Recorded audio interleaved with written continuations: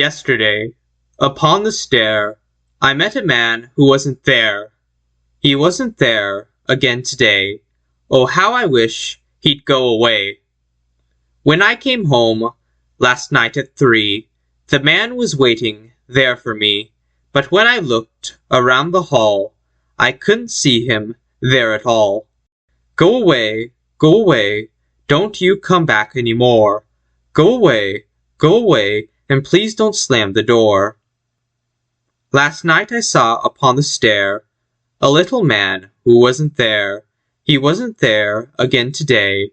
Oh, how I wish he'd go away. That was Antigonish by William Hughes Mearns. You know, a lot of my reveries, my daydreams, follow after I come in contact with a personality. You know, sometimes it's some kind of historical figure, like a literary personage, or sometimes it's a contemporary figure. But always it's some kind of person, and then in my head I imagine explaining something to them. You know, having a conversation with them about something. And that's really a lot of what my reveries are. And that's kind of interesting in a way, simply because typical daydreams are kind of understood as a type of escapism, right? You're in like a classroom, you're sitting around, the teacher's talking, and then you kind of drift off. You start counting cotton or collecting cotton, and you're in a different world, you're in somewhere better, somewhere more exciting. But my daydreams instead are kind of conversations. They're dialogues with characters, more like monologues. But the identity of the character is very important because it depends on what I'm about to explain. You know, what they don't know, what they're not going to know. Because with like historical figures, I'm explaining something about contemporary life. While with more modern figures, I'm explaining something not so fundamental about our own age, but something more philosophical maybe. You know, it's because I don't assume that kind of ignorance in them. I assume rather that they know what it's like living in our current age. So the conversation is different. The conversation shifts to something else. It's also kind of interesting how my reveries come because not necessarily something that I think is really that important. The last time I had one, I was explaining something, or rather I was trying to assume kind of the pretension of something in this conversation with another person of this historical figure about our current age, that I was actually lying to them. I wasn't telling them some kind of truth. I wasn't conveying to them some reality so much as this kind of a poetic exaggeration of our current age in the way that I'd seen like this latest YouTube I watched, which was about a theory on the numbers in severance. It was about mice, laboratory mice. And I kept thinking about that, about the laboratory mice having their necks broken. How the laboratory mice that didn't teach had their necks broken. For some reason, it kind of stuck with me. The idea of these, if you couldn't teach, you had your neck broken. And although the mice, they weren't really winners who lived, they were kind of winners in a way because they did live. But of course, a winner, it doesn't play in the game with others. It wouldn't participate in this experiment where it's kind of a personality and its reaction to the physical world isn't marred, which is the reaction that people are trying to test for, right? They're seeing how this affects an individual, how this affects their reaction afterwards to the physical world. You know, I had one time tried to categorize reveries into 3 distinct kind of... No, I was trying to categorize thought itself into 3 distinct modes. Reverie was one of them. It satisfied this drive or desire for fiction, for like this, for whatever we were lacking emotionally in our lives at the current, you know, that we could satisfy with a reverie. And the 2 others were like, I can't remember. It was something about logical, rational philosophy, trying to understand things. It was like showing your work in math. You are simply putting out all your information so you could kind of understand your thought process. And then there was, I think it was the purely sensational or the pictorial or the musical, you know, audital. It was like those kind of hallucinations you have where you're kind of imagining a picture of something or how something sounds. You know, it's this kind of just your ability for your mental ability to kind of imagine things, but sensations, the sensate world. I don't actually think that was the three categorizations that I divided it into, but I can't remember and I have to look back, and that's breaking the rules of what this is supposed to be. But a lot of my reveries are about trying to impress someone, trying to impress others with my own importance, to try to impute to myself a kind of higher self-importance than I actually have through this kind of fictive invention. Try to, it's like a daydream about being a king, being an Arthur, right? About how you just need to pull the sword from the stone and everyone will look at you and they'll realize that you weren't this kind of orphan, miserable orphan, and you were actually a king. Everyone understands that you're more important than you actually were, and that's supposed to be an elevating feeling, an aggrandizing feeling, and a skying feeling. And I think that's that's kind of the basis of most of my reveries, where I'm trying to explain something to someone, but I also try to it's like a pretension to my own mastery, to my own intelligence, which I think is kind of interesting. I've been thinking about the ego a lot recently, and the ego is really like this baby in a way. It needs to constantly be doted on, and it needs attention in the way that babies do. And it can't let itself be shriveled away or shrunken away. It needs to constantly be inflated and satisfied and played with. And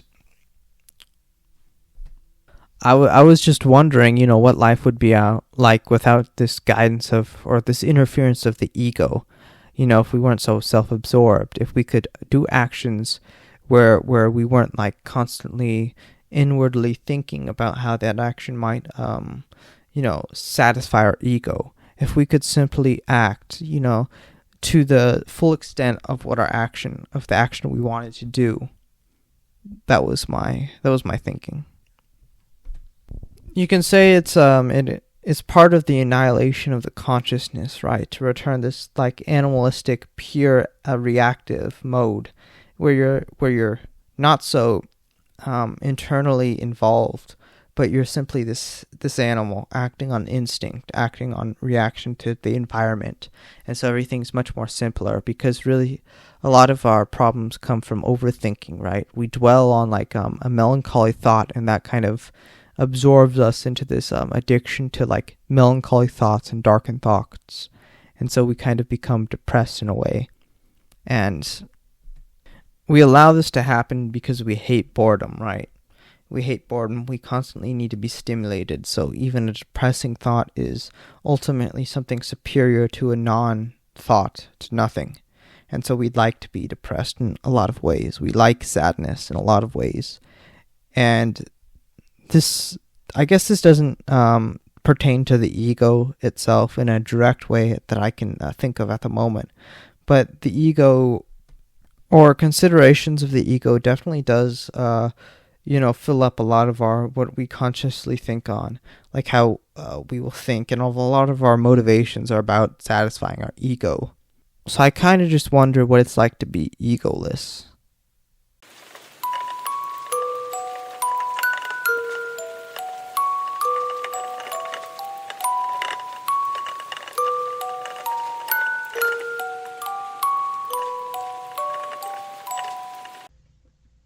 The fountains mingle with the river, and the rivers with the ocean.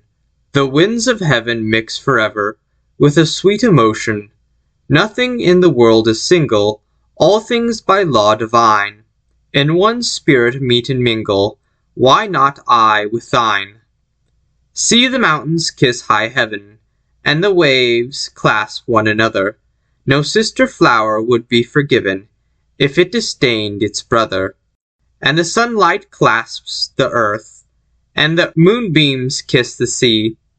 What is all this sweet work worth, if thou kiss not me? That was Love's Philosophy by Percy Shelley. I've come to the judicious conclusion, achieved after a very strenuous episode of noetic toil, that a slight inebriation of the constitution proves efficacious in loosening the tongue. Knowledge no doubt widely recognized by the brotherhood of the habitual alcohol consumers. Now, I write all of this because I haven't the continence of focus to read the novel I'm currently trying to complete before the month's end. Shame that it is. I can use this opportunity to finish my thoughts for tonight. I wonder if in any other age attention was so coveted. I remember watching this short clip of some YouTube executive bragging about the outrageous number of hours people spent watching YouTube shorts. A very disquieting notion that the efforts of various social media companies would unanimously agree that this type of attention grabbing, something as wasteful and degrading as any other prominent vice of the more human age, was this paramount achievement of their company to present to their investors. My own fears should be included with the putzes who worry about education and how the current juvenile generation is lagging behind in academic accomplishments. Yes, I've joined the general mass sensation of unease concerning the future, but civilization manages to hang on, doesn't it? Unfortunately, I hate this pedestrian feeling of being included with the misgivings of others. But that's just who I am. An arrogant young person, looking for every way to distinguish himself from the majority. I want to be special. I want value that was not conferred to me by society. My ego claws and scratches my belly, telling me to become someone important and of value. That when I walk down the street, others should look on in admiration. Then it rears its head again, the ego. But candidly, I'm far too soused to care about anything at the moment. I can understand those who run away to the bottle for escapism.